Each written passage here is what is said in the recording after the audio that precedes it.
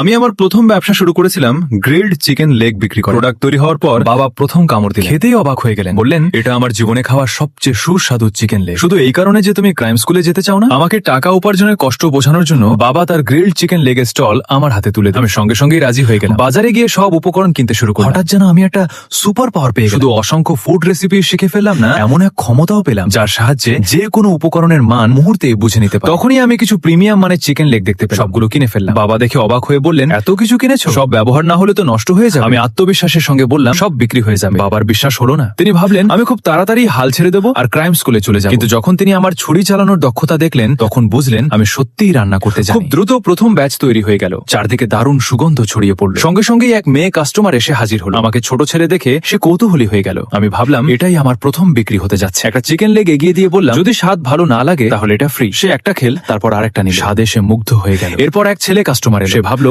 মেয়েটাকে আমি হয়তো ভাড়া করে এনেছি। আমি তাকেও একটা চিকেন লেগ দিলাম। সুগন্ধ আর স্বাদে সেও ফিদা হয়ে গেল। অল্প সময়ের মধ্যেই আমার ছোট্ট স্টল কাস্টমারে ভরে গেল। বাবা আনন্দে লাফিয়ে উঠল। একজন কলেজ ছাত্র একটা চিকেন লেগ কিনল। সে সেটা ল্যাবে নিয়ে যেতে চেয়েছিল, কিন্তু তার সিনিয়র বলল ল্যাবে খাবার আনা নিষেধ। ছেলেটা বাধ্য হয়ে চিকেন লেগটা ফেলে দিতে যাচ্ছিল, কিন্তু সিনিয়র সুগন্ধে আকৃষ্ট হয়ে গেল। সে ডাস্টবিন থেকে চিকেন লেগটা তুলে এক কামড় দিল। সেও সঙ্গে সঙ্গে মুগ্ধ হয়ে গেল। যখন সে আমার স্টলে এলো, তখন চিকেন লেগ প্রায় শেষ। কারণ তাপমাত্রা নিয়ন্ত্রণের জন্য আমি একবারে মাত্র 4টা চিকেন লেগ গ্রিল করতে পারতাম। সিনিয়র এটা দেখে বলল, আমি তোমার জন্য একটা ইলেকট্রিক গ্রিলের ব্যবস্থা করে দেবো, যাতে তুমি আরো বেশি চিকেন লেগ একসঙ্গে গ্রিল করতে পারো। আমি সঙ্গে সঙ্গে রাজি হয়ে গেলাম। বললাম, তুমি যদি আপগ্রেড করে দাও, তাহলে তুমি হবে আমার ভিআইপি কাস্টমার, সব সময় আগে চিকেন লেগ পাবে। এটা শুনে অন্য ছাত্ররাও নিজেদের বিষয় অনুযায়ী সাহায্যের প্রস্তাব দিতে লাগলো। কেউ প্রচারণা করার অফার দিল, কেউ আবার অটোমেশন প্রোগ্রাম লিখে দেওয়ার কথা বলল। কিন্তু এই দৃশ্য বিশ্ববিদ্যালয়ের ফুড সার্ভিস ডিরেক্টরের নজরে পড়ে গেল। তিনি এসে জিজ্ঞেস করলেন, আর কোনো চিকেন লেগ বাকি আছে? আমি না বলতে যাচ্ছিলাম। ঠিক তখনই বাবা নিজের জন্য রেখে দেওয়া লাঞ্চটা তাকে দিয়ে দিলেন। ডিরেক্টর এক কামড় দিতেই অবাক হয়ে গেলেন। তারপর বললেন, আমি তোমাকে $1000 দেবো, আমাদের ইউনিভার্সিটির ফুড সার্ভিসে যোগ দাও। এভাবেই আমার প্রথম ব্যবসা সফল হয়ে গেল। আর এখন আমি